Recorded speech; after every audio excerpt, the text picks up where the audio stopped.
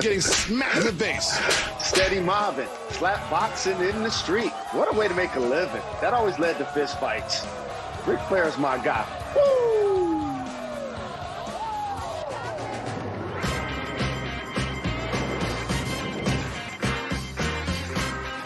He is Jalen Rose. I'm David Jacoby. We are Jalen and Jacoby. What is it that we make do? Sure to give the people what they want.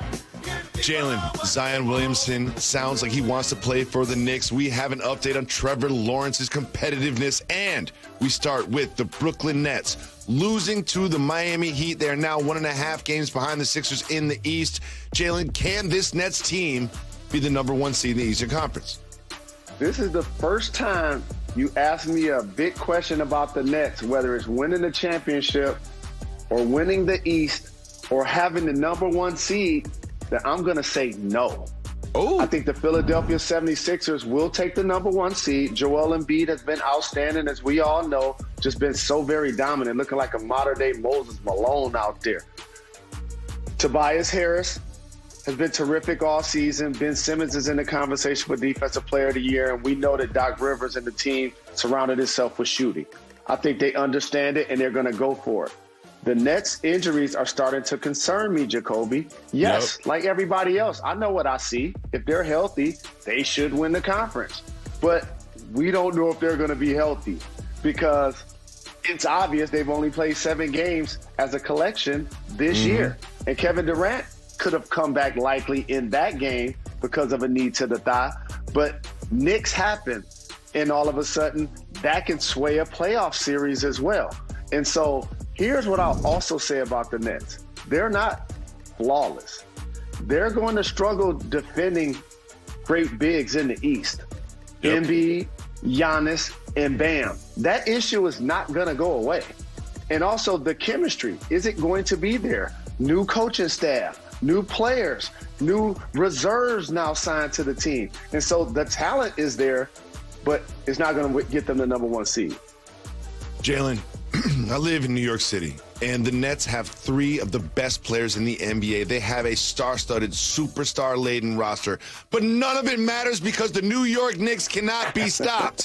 The New York Knicks own New York, and they now have won 6 games in a row. Easy. You so powered happy. by Derrick Rose, Julius Randle, yesterday beating the Pelicans in a matinee on national TV. This is a New York Knick town. What do you think about this streak from the Knicks? I think that I love looking at my friend Jacoby, my brother from another, and down at my phone and my emails, and happy for so many of my New York Knickerbocker fans that are enthusiastic about this team. Look at Derrick Rose turning the corner with the left hand. Yep. Now, if you're Lonzo Ball, you can't fall asleep defensively. That was piston on piston play right there. Bullock, a former member of our squad too. But at the end of that game, as I want to give the Knicks their prop, Julius Randle has been outstanding, Jacoby. Oh, yeah. Look at the 10 assists. His playmaking and his three-point shooting have really elevated. And let's give R.J. Barrett some credit. Second-year player in New York City, improved in points, rebounds, and assists, three-point shooting, free throw shooting, playing heavy minutes for the Knickerbockers, doing a great job. Julius Randle shot 30% from 3 the first 6 seasons in the league, and now he shoots 40% from 3. He has turned it on. And one of the things about the success of this New York Knicks team is they're basically auditioning for free agents to make the New York area a free agent destination again, and Madison Square Garden specifically. And Jalen, let's listen to what Zion Williamson had to say about exactly that after the game. New York is the mecca of basketball. I love playing here. This atmosphere, you know, whether they're cheering for you, whether they're booing for you, it's amazing. Honestly, I think outside of New Orleans, obviously, I think this might be my favorite place to play outside of New Orleans. I can't even lie to you. I can't lie to you. Look at that smile on his face, Jalen Rose. Why is he doing this? This means he's definitely going to be a Knickerbocker, right? He's definitely guaranteed to be a New York Knick based on what he said, right? I got to give a couple of shout-outs. And by the way, Spike Lee and Charles Oakley had to sacrifice and crawl for all of you Knickerbocker fans to be enthusiastic. The Zion Williamson speaking into a microphone at his press conference, glowing about what it's like to play on that stage. And so while people are going to shout Leon Rose and people are going to shout my brother Worldwide West, that's one of the coldest nicknames I ever created, by the way. I want to make sure people really give credit to somebody who was in the front office previously that they actually kept. My brother, Scott Perry, who's done a terrific job with that roster and even making sure that not only the young players are productive, like quickly. They got vets. Like he quickly came out of nowhere this year and it's been outstanding. But then you get Tibbs, the vets that's going to make the locker room comfortable, like Fort Green's your brother, Taj Gibson, and Derrick Rose, who turned the corner right there. But here's what I want to say about Zion. And this is what makes me love him as a young man. The unbridled joy that he has playing basketball. Because when he says he enjoys playing in New York, it's the stage. It's not just like the score of the game. It's the atmosphere. It's being on Broadway. It's the superstars that are at the game. It's the marketing, the endorsements. Like, you understand, like, as a former Knick, you know that when you perform there everywhere, everybody's watching. Scoring 10 in the Garden is like scoring 25 somewhere else. And Zion was really excited about being on that stage and balling. Absolutely. And we had another basketball game that's worth noting. Last night, the Dallas Mavericks, who are in the play-in position, lost to the Sacramento Kings. So, Jalen, the Mavs complaining about the play-in situation, both from Luka and from Mark Cuban, but then go out and lose to the Kings. What does that tell you? Well, it tells me that the Mavs, they're struggling to the finish line, and Jacoby, and look no further than former New York Knick, Kristaps Porzingis. Yep. I see Luka's numbers, but I'm squinting to see Porzingis' 9 points. And you know my vision ain't the best. So I'm like, 1 for 7 from three, 1 for 7 for Porzingis. Okay, exactly. He's 7'3". And who would have thought that Julius Randle would be shooting better from three than him in a season? And so they were supposed to be a dynamic duo. He's supposed to be playing like all-star caliber basketball. And I know he's dealt with some injuries, and Luka's been outstanding.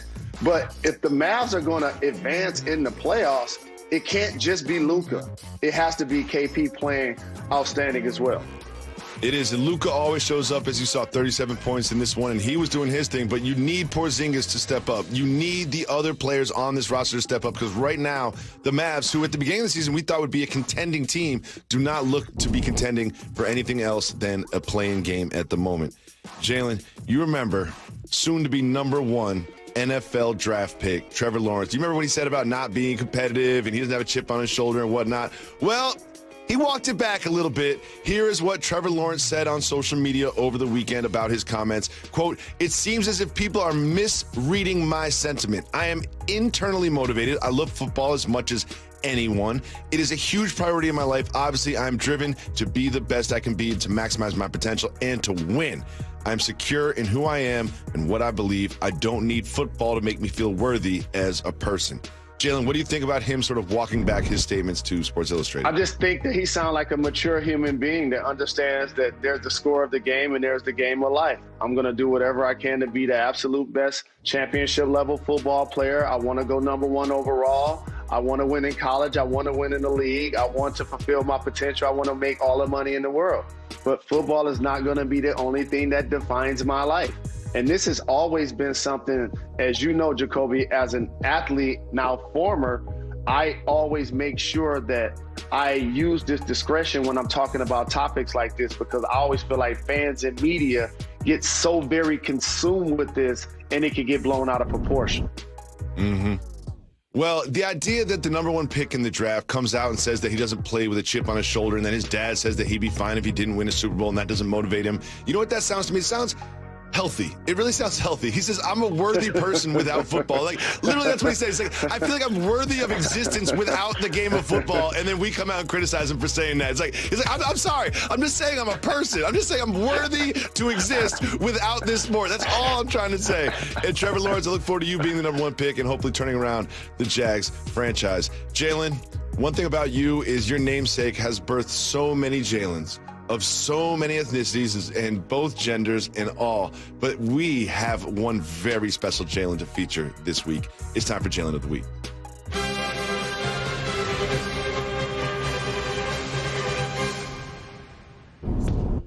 This Jalen is the most Jalen I've ever seen. Let's check in on little Jalen.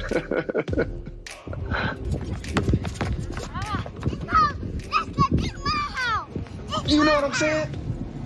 You know what I'm saying? It's my house. It's my yard. It's my house. Look at him. Look at that D. He plays D like you, too. That's Jalen defense right there. Talk a bunch of trash and don't play any D. Look at him now. Get him, little Jay. No. Yeah! Sore loser. That's me. Talk trash. That's me. Irrational confidence. That comes with the name. I told you it's a superpower, but here's what I like. I like how big fella was still schooling them and was ignoring all of the shenanigans. You see how you're looking at him like, you can go ahead with all of that. Well, I'm still behind the back and I'm crossing you down, though, and I'm going to hit this mid-range. You take that. And now you take that, Jalen. This is my house.